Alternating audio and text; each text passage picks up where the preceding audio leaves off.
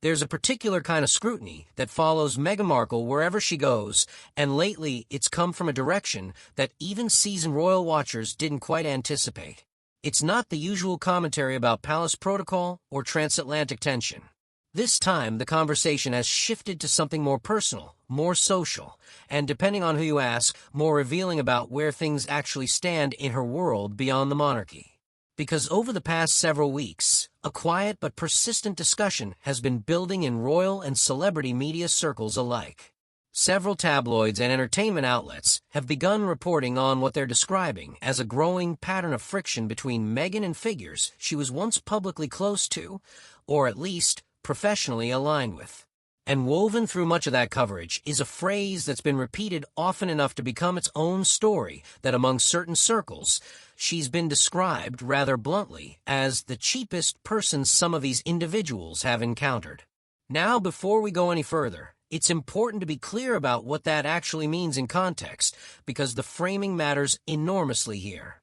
This isn't a financial story in the literal sense, it's a perception story. And perception, as anyone who has followed the royal family for any length of time knows, is everything. The phrase appears to have originated from the kind of behind-the-scenes chatter that occasionally surfaces through entertainment journalists with sources close to Hollywood and celebrity circles. The suggestion, as it's been reported, is that some individuals who have crossed paths with Meghan professionally or socially have come away feeling that there was certain imbalance. Whether that's about reciprocity, generosity of spirit, or something more transactional is genuinely unclear from the reporting.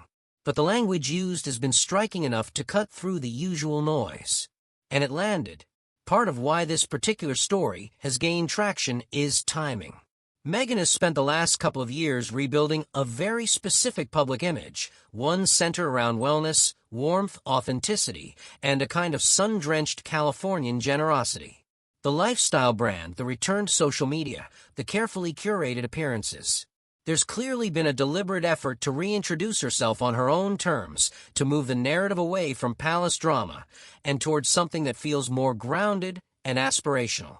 So when reporting emerges that suggests a disconnect between that image and how she's actually perceived by some people in her orbit, it creates a tension that audiences naturally find compelling. It's worth stepping back for a moment and thinking about why this kind of story resonates so deeply. Because it's not really about money. Nobody reading these headlines seriously believes Meghan Markle is haggling over restaurant bills.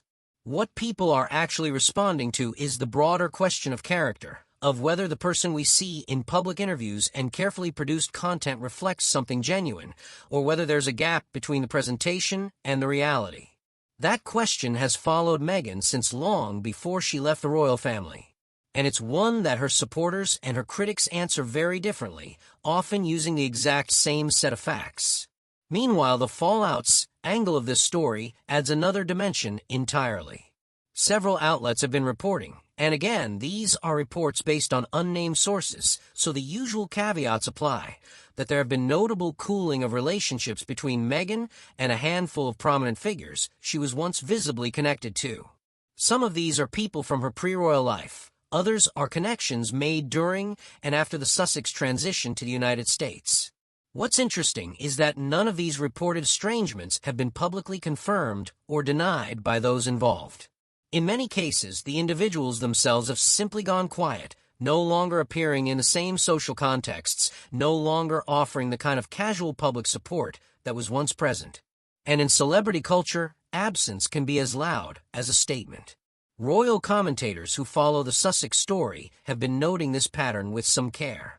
The observation being made isn't that Meghan is uniquely difficult, plenty of public figures have complicated social landscapes, but rather that the scale and frequency of these reported disconnections has become notable in its own right. When it's one person, it's a falling out. When the list grows, people start looking for the common thread. And that's where the conversation gets genuinely complex. Because there are two completely reasonable ways to interpret what's being reported. The first is the more critical reading, that there's something in Meghan's interpersonal style or professional approach that consistently creates friction, and that the stories emerging are a reflection of a genuine pattern. The second is equally valid, That Meghan remains one of the most scrutinized women on the planet, that anyone who steps away from her circle becomes a potential source for journalists eager to feed a narrative, and that what looks like a pattern of fallouts might simply be the natural evolution of relationships in an extraordinarily abnormal life. Both of those things can contain truth simultaneously. That's what makes this story so layered. What's striking from a purely observational standpoint is how different the media treatment of these reports is compared to similar coverage of other public figures. There's a particular intensity that surrounds Meghan that doesn't quite attach to others in equivalent situations, and that intensity itself has become part of the story. Some viewers watching this coverage from a distance have started asking not just what is happening, but why does this receive so much attention? That's a fair question. And honestly, the answer is probably several things at once. There's the ongoing fascination with the monarchy, the unresolved tension of the Sussex departure, the fact that Meghan occupies this unusual space between royal history and contemporary celebrity culture. She doesn't fit neatly into any single category, and that ambiguity generates endless commentary. On the other side of all this is Harry, who has remained notably quieter in recent months. His public appearances have been fewer, his media presence more restrained. Some royal watchers have been speculating about what that relative quiet signals, whether it reflects a deliberate strategic retreat, a period of personal recalibration, or simply the natural rhythm of a life that's been lived at a very high intensity for a long time. What we do know is that the couple's various ventures, the Netflix projects, the podcasts, the charitable work through the Archwell Foundation, have had mixed receptions. Some have connected with audiences genuinely. Others have underperformed against the expectations that their profile created. And in the entertainment industry, where relationships and reputation are deeply intertwined with commercial success, that kind of mixed track record can affect how people in those circles relate to you over time. None of that is unique to Meghan. It's simply the reality of operating at that level, in that world. But it does provide context for why some of the reported friction with former collaborators or acquaintances might have developed. Professional disappointments have a way of reshaping personal relationships, especially in industries where the two are so closely connected. There's also something worth noting about the specific phrase that sparked this discussion, the cheapest. It's an unusual choice of words. It's the kind of phrase that gets repeated because it's memorable, because it has a slightly old-fashioned sting to it. And it's been interesting to observe how that framing has been received by different parts of the audience following this story. For Meghan's critics, it feels like confirmation of something they've long suspected, a gap between the generous public persona and a more guarded private reality. For her defenders, it reads as exactly the kind of cruel, class-inflected language that has been used against her since the beginning, language that carries undertones of something beyond mere criticism. Both reactions are understandable, and both say something about how deeply this particular public figure continues to provoke strong feeling years after the moments that first brought her into the royal spotlight. Where does all of this leave us, really?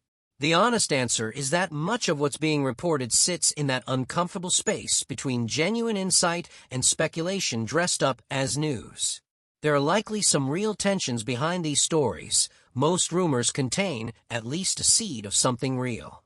But the degree to which those tensions reflect something significant versus something ordinary being amplified by extraordinary levels of media attention is genuinely hard to know from the outside. What's clear is that Meghan Markle continues to exist in a media environment that is uniquely unforgiving, uniquely interested, and, depending on the day and the outlet, uniquely hostile or uniquely sympathetic. That environment shapes every story that emerges about her, whether those stories are flattering or not. And as her public reinvention continues, the brand, the content, the carefully managed reintroductions to various audiences, these kinds of reports will keep surfacing. Because there's an enormous amount of public appetite for any information that feels like it gets behind the curated image, that offers something closer to the unfiltered picture. Whether that picture, as it's being painted by these latest reports, is accurate, that's something only the people closest to the situation could honestly answer. For now, the conversation continues. And given everything that's swirled around the Sussex story over the years, it shows absolutely no signs of quieting down. What do you make of the coverage surrounding Meghan lately? Do you think there's something substantive behind these reports, or does the media attention itself distort what's really happening? I genuinely love to hear your perspective in the comments. And if you enjoy this kind of thoughtful, balanced look at everything happening in the royal world, subscribing means you won't miss what comes next.